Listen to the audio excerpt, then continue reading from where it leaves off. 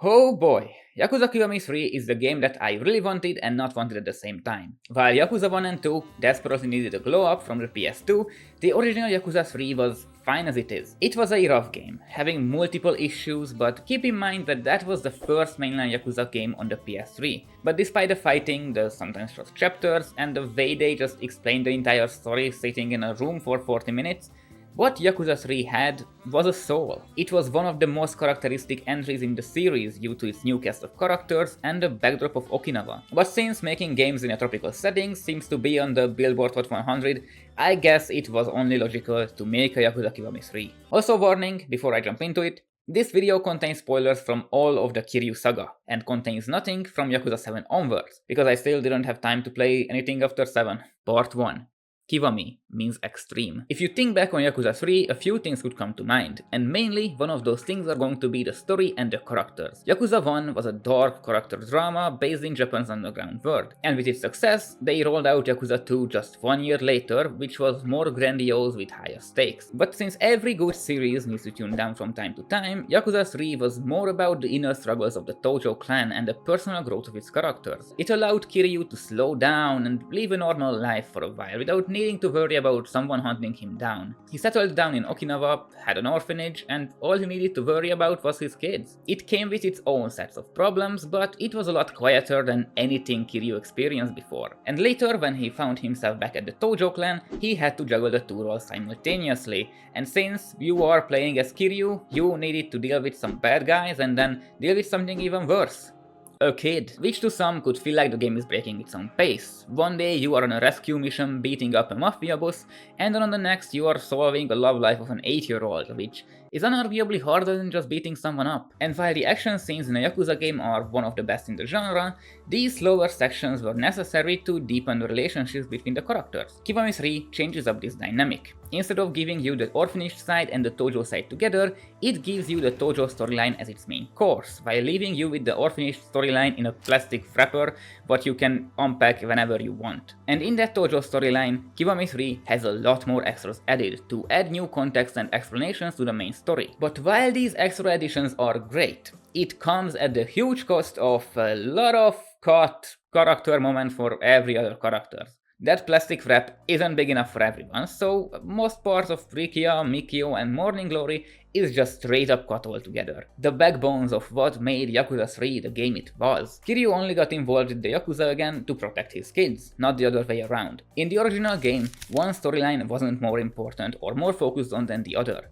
The Yakuza line obviously had more weight to it and was more interesting than some kid drama, but the orphanage was the be-all and end-all for Kiryu and therefore for the player. When I think about Yakuza 3, I don't think of one or the other being less important or less interesting. I think of them equally as the main story. In Kiwami, the focus shifted a lot more towards the Yakuza line, which decision straight up deletes the pacing of the story. This one-sidedness leaves out almost all of the slice of life elements with Rikia, Mikio and the kids that made the original game stand out from the other games in the series. The big family dynamic between not just Kiryu and his kids, but the two funny uncles from the Ryudo family who always come to visit from time to time. If Kiwami, and therefore Extreme, means to delete quarter of the game and delegate the other quarter to side content, then how about we make Extreme Sports, or how I like to call them, Sports Kiwami, better, so we just remove the parachute before you jump. See?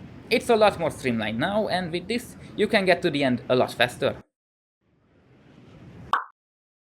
But I get it, when looking at things on what to improve in Yakuza 3, you don't have to go far. The game has a lot of shortcomings for today's standards, and for a lot of people, the pacing and the duality of the story bits were one big shortcoming. And while the story and the characters are a blast, the combat isn't. The enemies had the tendency to block all of your attacks if you weren't exactly behind them. In Kiwami, they revert this, so only bosses can block all of your attacks, but even they become vulnerable if you break their guards. Which is a very clever way of incorporating a flawed but remarkable aspect of the original and building something better from it. And if you want to break through your enemies easier, you can just use the Tekko from Kiryu's new fighting style, the Ryukyu style. In the early years of the series, Kiryu only had one fighting style which we all know and love. But with Ishin, the team started to experiment with different styles for Kiryu to spice up the combat without needing to introduce a bunch of new playable characters every new game. And in Kiwami 3, we got two. the Dragon style and the Ryukyu style, which focuses on traditional Okinawan Kobudo. And while I will jag about the representation of Okinawan culture in this game later, this addition to the game is a very welcome one. In the original Yakuza 3, you only had a very slow and rudimental fighting system, which was more or less just a more polished up version of the fighting system from the PS2 games. Later they would improve on it and then refine and ground it, but in Yakuza 3 it just felt manageable. While you could spice up your moves with the use of weapons, the movement felt rigid and stiff. Here, the movement isn't rigid and stiff. Your options are. While you might have 3 of the 4 Ninja Turtles' weapons to use at all times, you can't modify them, buy new ones or upgrade any of them. Kamiyama became his namesake and went up the mountain, and he never came back. Instead, you only have skills to make Kiryu stronger. But you don't just fight to get more skill points to upgrade your moves. You have to complete the competition list to complete your skill tree. In a game where one of its main selling point is its various and fun minigames, this system fits in brilliantly, and it encourages you to check out more side activities and not just stuck with the main story at all times. But I think they might have underestimated how much a Yakuza player plays minigames in a single playthrough, because I was able to max out every single stat and skill by chapter 10, especially since there are not a lot of skills in this game. This isn't a skill tree, this is a skill stick. The moves you can do at the beginning aren't that different from the ones you can do at the end. You don't feel stronger from these skills, and the moves you are using barely change. And with this, the game becomes the easiest thing ever. I'm not expecting a millennia difficulty boss in a Yakuza game, unless, but I expect a little bit more than beating everyone up in a few hits on the hardest difficulty. So with this, and with no weapons or armor to buy or progress towards, you have nothing to build for. All the things you can get here are meaningless. Its reward system is equivalent to not being hit in the face while you are walking on the street. It's expected and should be the bare minimum and not something to be celebrated. While you get money in the game to buy funky clothes for Kiryu to make him look like a rejected member of BTS, phone straps and Game Gear games, but these things don't contribute to becoming stronger in any meaningful way. They are all just cosmetics, other than the Game Gear. This thing is genuinely amazing, and I think I played more Sonic in Kiwami 3 than ever before in my life. I love this thing. Can we get a Sega Nomad in the next game, please? Or a Nokia N-Gage? One thing that has been in almost every Yakuza game is a thing I like to call side jobs. A storyline and a minigame that's mandatory during the main story, but doesn't tie to it whatsoever, and is going to become your best money source in the endgame. I'm talking about the hostess clubs, the real estate agency, the taxi driving, the Ichiban holdings, and the Bosozoku gang in Kiwami 3. Seeing Bosozoku finally being portrayed in a Yakuza game is something that I wanted for a while. Because alongside a compelling and gripping main story, Yakuza always showed some lesser known, unique sides of Japan too. And as someone who is very interested in Japanese culture and history, I always appreciated these bits. Like, I don't think I would have known about hostess clubs, idol culture, Japan's love for baseball, Boss Coffee, and Don Quixote if not for these games. It never goes too deep into anything, but it's enough to make you interested in them to do your own research on the subject if you want to. And these fights are the places where the Ryukyu style can shine, since a lot of moves here are great for crowd control, and I don't know if you noticed, but there is a crowd here that needs controlling. Even if it feels a bit weird for a 40-year-old Kiryu to beat up disillusioned kids, but I guess that's what you do on a regular basis on the street anyway, so I don't know why it feels weird here. And while all of these new contents and game modes are great, yet again, in contrast with that in Kiwami, they took out a lot of content with the kids from the main story and it's entirely reserved for side content. This decision could make the game faster paced and more tightly written, but what it does is just it rips apart the sentimental parts of the game. You can go through the whole game without learning anything about the 9 kids Kiryu needs to take care of, and who were originally essential part of the story. And while I loved the idea to bring in the minigame aspect to this game through Morning Glory, because more minigames leads to more variety and wacky gameplay,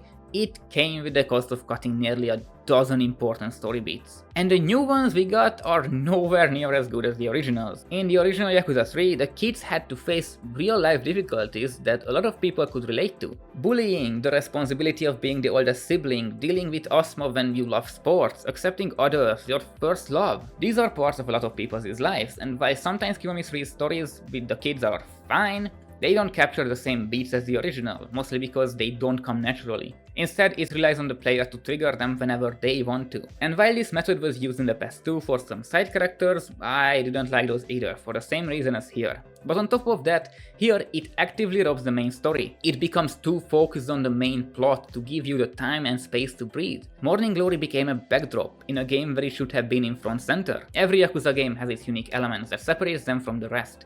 And in Yakuza 3, it was the orphanage and Okinawa itself. Part 2. Okinawa means comfort. I wanted to focus a little bit on an element of Yakuza 3 that made it special to me.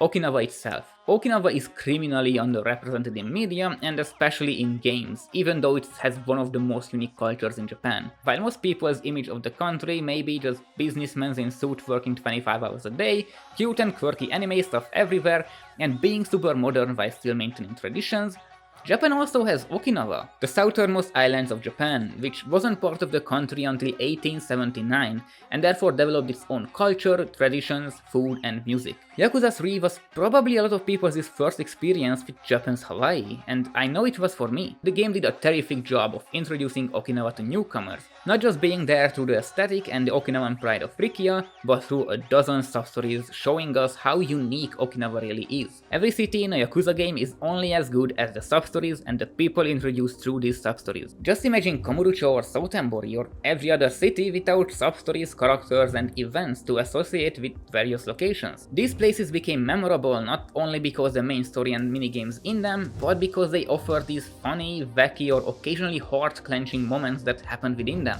And in Yakuza 3, on top of being memorable, they provided a sneak peek into Okinawan life. For example, what a Shisa is, how Shonen Jump releases later than on the mainland, or introduce the Okinawan Agu pork. Or simply just let us spend time with the Ryudo family and the locals, making them feel more integrated into Kiryu's new life here. In Kiwami 3, none of this is present. None. Okinawan culture has been reduced to saying Haisai wherever you go. Haisai.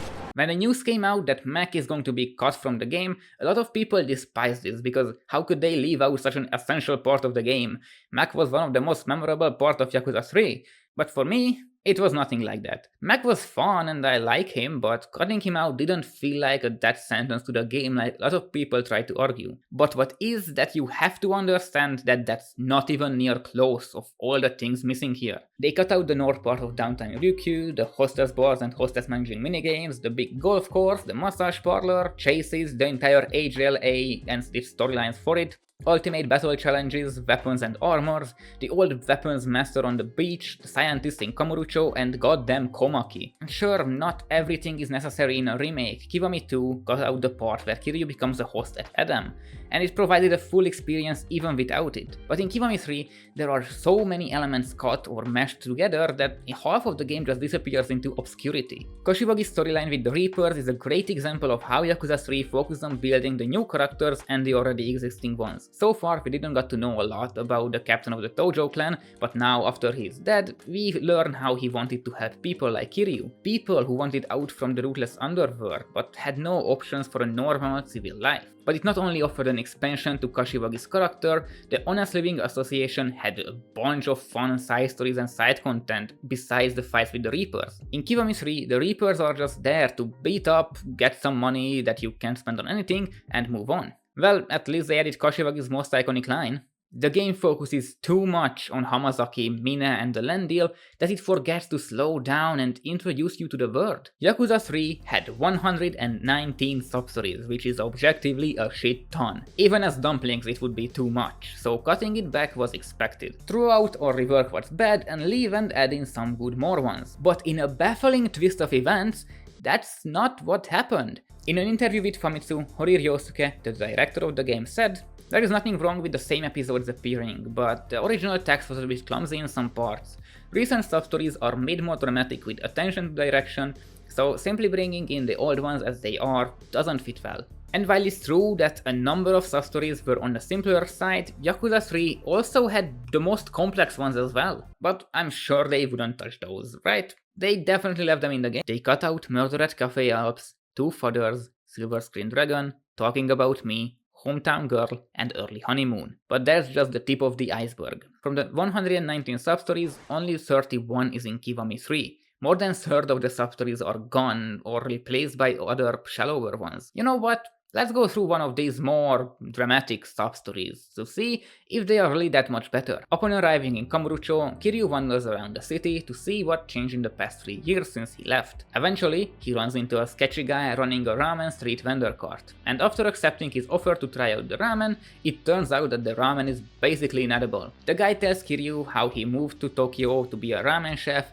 but he was procrastinating too much and didn't have time to practice. And that's a problem because his mother is going to visit him today. He asks Kiryu to pretend that he's a regular customer, so the mom won't find out how much of a failure his son is. Kiryu, being Kiryu, agrees to help, even if it means eating the ramen, which should have the more appropriate name of ramen. After the mom arrives, Kiryu praises the ramen for its unique flavor, and they start chatting. But soon after, the local Yakuza comes in to demand protection fees since the court is on their turf. Kiryu, being Kiryu, can't stand his attitude and beats them up with ease. After the Yakuza run away in fear, the mom reveals that she always knew her son was spending his time in Tokyo playing in hostess clubs and not improving his ramen skills. But what really matters is that he tried his best. The guy promises he will do better from now on. And Kiryu, being Kiryu, gets an item and leaves. And while this is not a particularly bad sub-story and would pass in any other Yakuza game as just being decent, I pointed this one out because this was the first time I realized how this replaced the Murder at Cafe Alps and all the other mentioned sub-stories from above. And if you don't know why Murder at Cafe Alps is such a big deal, well, I won't go through it. It's a long sub-story, but what you need to know that Murder at Cafe Alps was judgment before judgment. Kiryu is tossed into a nearly decade-old murder mystery that he needs to solve or else an innocent man will suffer in jail forever. He talks to multiple witnesses, collects clues, and unravels what exactly went down 6 years ago, which isn't only one of, if not the most unique sub-stories in the entire franchise, but also introduces us to multiple characters who are entirely cut from Kiwami, or their roles have been reduced to a single cutscene. And on top of all this, it had the benefit of what a lot of sub-stories in Yakuza 3 also had. They were multiple parts long, or can span for multiple encounters throughout the cities, making them feel like the characters were living their lives even when Kiryu is not around, so you can just bump into them at various places. In Kiwami 3, we only have 2 3-parter sub-stories that are less interesting than a Nintendo game's voice actor get-together.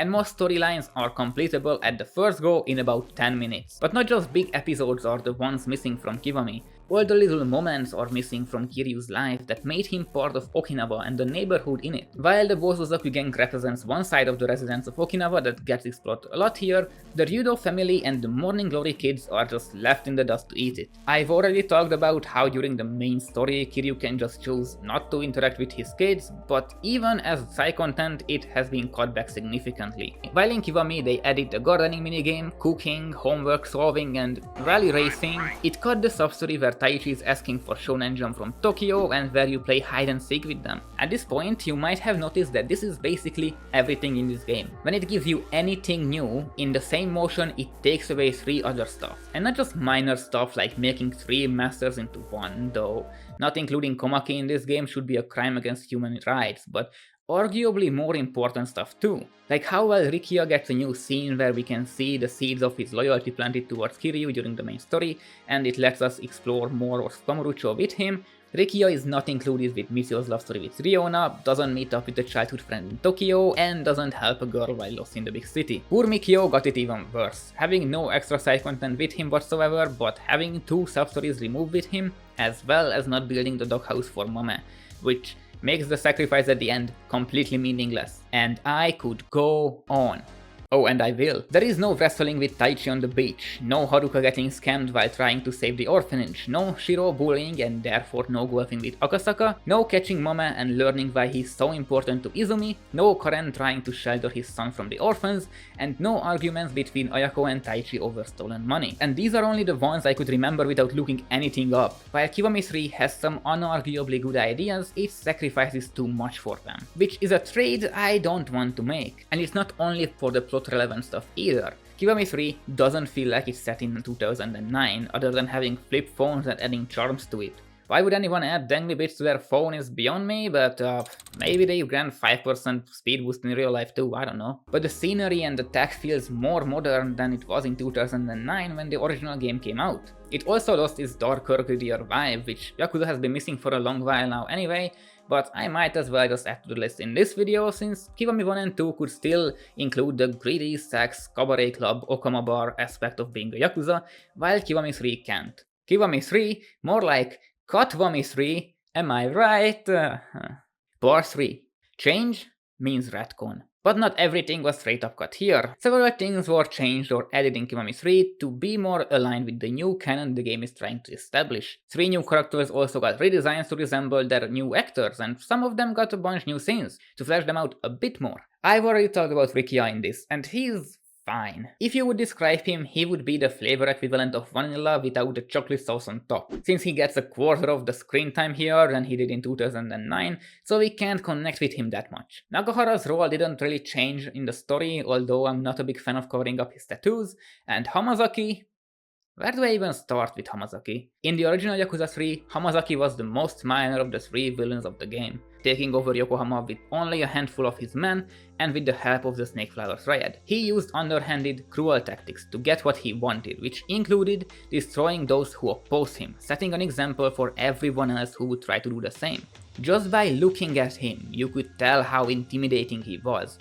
He'd definitely seen his fair share of fights over the years, and his strong build made him a man you would not like to oppose, or you are going to go boom. But despite this, I never really cared about Hamazaki in the original game. He was mostly just the catalyst to bring Majima and Lauka along into the story, and to definitely kill Kiryu at the end of the game. In Kiwami 3, Hamazaki got significantly more screen time and agency over the story. It feels like his appearances are doubled in this game, which I don't hate. I'm all for building a character up more. He is more of a snake-like calculated character who is scheming all the time only to benefit himself. This new, more touchy and slimy Hamazaki kind of grew on me, even though the actor is also touchy and slimy. Oh. I don't really prefer one over the other to be honest, since the original didn't really leave a big impression on me either, but in Kiwami, Hamazaki got a lot shorter. Like, look at him, he's tiny! Kiryu, just punch him in the face and walk away! Before the game came out, I heard the rumors that they changed the ending, and while I didn't hear any specific spoilers, I had a pretty good idea on who is going to survive in Kiwami, someone who is died in the original. I am conflicted by this ending. The original ending re-established the moral of the game by expressing how everyone deserves a second chance and restarting your life is never too late. Kiryu was the living example for that. He got out of the underworld and established a new, peaceful life for himself after being a legend among the Yakuza. This choice for a new life has been offered both to Hamazaki and Mina at the end of the game, but only Mina accepted the offer, even if it was a little too late for him. Mina to me always felt like he was the very last in the line of good bosses in Yakuza games. Definitely not as heartbreaking as Nishiki or as memorable as Ryuji, but he had a lot more character and presence than anyone after him in Yakuza 4, 5 and 6. He has a cool voice, he is extremely strong, he is gay, he has money to do whatever he wants. Mina was the possible outcome of what Kiryu could have become if he didn't get the love and guidance from the people around him. The two sides of the same coin. Both orphans who had completely different cards dealt with in their lives. Kiryu is not just physically but mentally strong too. He is very loyal to the people he loves and would protect him even if it cost him his life. But even with all of this, he could have very easily fallen from grace if he abandoned his philosophies and got too greedy. Nishiki had the almost exact same upbringing, but for him came a breaking point with his sister's sickness that pushed him to seek power, control and money over human connections around him. Something that for Kiryu could have also come, but he had others helping him through it, and more importantly, he was willing to accept that help. There is an alternate universe where Mina rescues Haruka in the first game, and part of me really wants to see that story play out, but the other part of me doesn't, because there are enough retcons in Kiwami 3 as it is, and we don't need to disturb the timeline even more, because it's not just Hamazaki who got a new, now canon ending in Kiwami 3. Somehow Mina returned after following 150 stories, and while it is unreasonable and certainly a bold choice, I don't necessarily hate the idea. Mina was severely underutilized in Yakuza 3, and while now he has a guiding him for himself, it can only show us what he has been like before meeting Kiryu. Now we can hopefully see what that encounter with the dragon did to him. And no, I haven't played Dark Ties yet because this video already took me long enough to make, so I just focus on Kiwami 3. If you want to see a potential video on Dark Ties, then I don't know. I heard subscribing helps for that. My problem with this is not the fact that Mina survived, but his babbling and look on Kiryu. He is basically saying that Kiryu is running the orphanage to atone for his sins and to be in exile because he thrives for violence and can't live without it. Which is like, what? This kind of dilemma works for characters like Kratos, who try to do the right things over and over again but ultimately failed, giving into the rage, destruction and madness around him, and later finding himself rekindle that softer side inside of him. But definitely not Kiryu. During the 20 years we spent with Kiryu Kazuma, one key element was always present.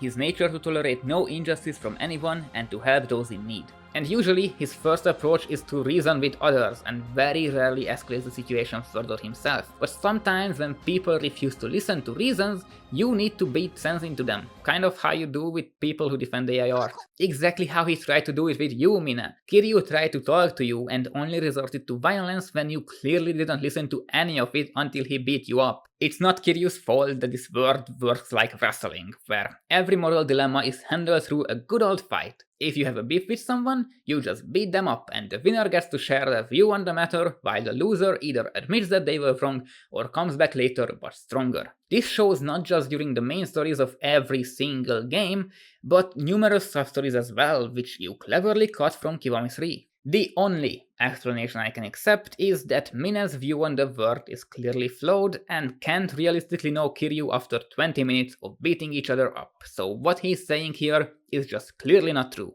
Also, how certain are you that he won't return to Kamurocho?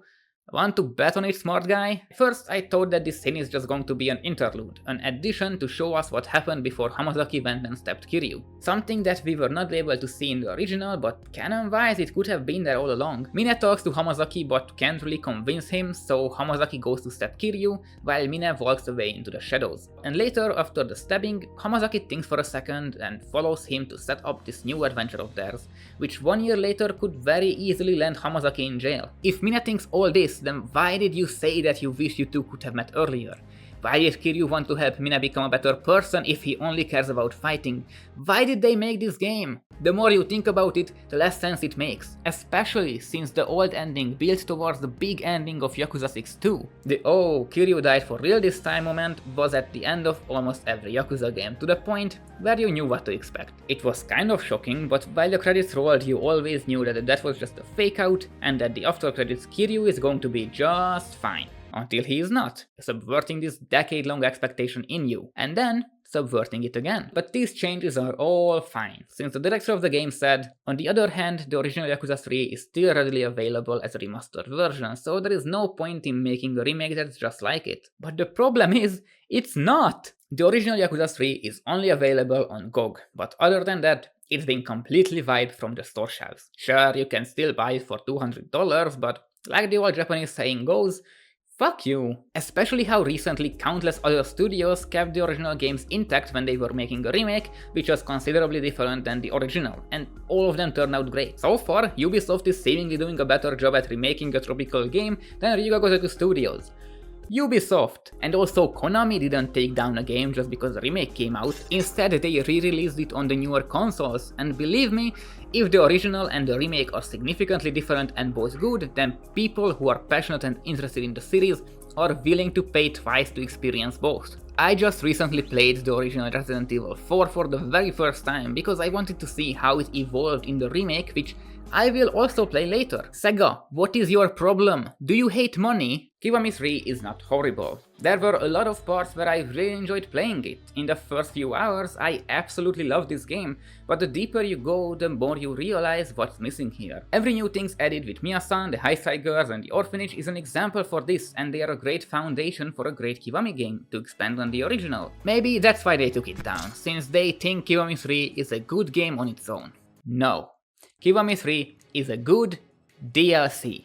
It is a great gameplay, minigame and sometimes story expansion to the original Yakuza 3, if you don't count the ending, but it's nearly not enough to replace it. Was Yakuza 3 perfect and not needing of any change? No. The combat was rough, there were game mechanics that added practically nothing, and to some it could feel like there were a lot of fillers, but it had an identity that Kiwami 3 is severely lacking. It was meant to be slow, to connect with others and to make Kiryu just be happy with his life for once. And I don't even mind this new timeline if you keep the original one intact and accessible. While I can easily recommend Kiwami 1 and 2 over the original ones, and those being just some extra fun bits from the history of the series, I cannot say the same for Kiwami 3. If there would have been less cut content and just more things to do or work towards in general, this could have been a worthy Kiwami entry, but Kiwami 3 has no endgame, since you get nothing if you beat the story, and even getting the Platinum trophy is easier than ignoring your classmates on the street when they walk towards you. If I would have made the trophies, I would have made it so you need to complete the completion list 100%,